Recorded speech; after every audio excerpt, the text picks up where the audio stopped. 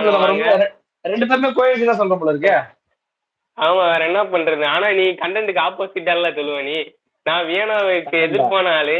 நீ நான் வியனாவுக்கு வியன்னாவோட ஆதரவால ஃபேன்ஸ் பேசிட்டு கிளப் நம்பர் 1 ஃபேன்ஸ் கிளப். ம். என்னப்பா இல்ல நான் எனக்கு தெரிஞ்சு இருக்கிறதுலே ம். ஒஸ்டான கண்டஸ்டன்ட் யாருன்னு பார்த்தேன்னா வியனா தான். அதை ம். ஏன் தலையில தூக்கி வச்சு நீங்க ஆடுறீங்கன்னு எனக்கு ஒண்ணுமே புரியல. என்ன என்ன என்ன சரி என்ன கண்டென்ட் கொடுக்குறீங்க நீங்க?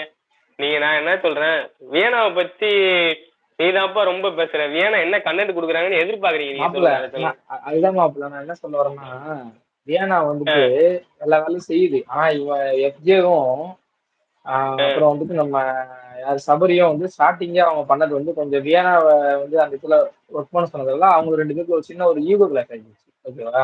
நீ வேலை ஓகே. செய், அந்த இதெல்லாம் தூக்கி போட்டான் தெரியுமா?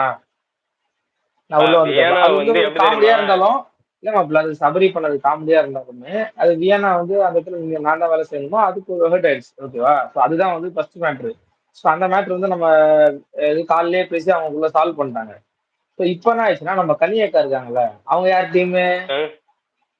கனியக்கா கனியக்கா வந்து யார் எப்பா டீமு? கனியக்கா கனியக்கா கனியக்கா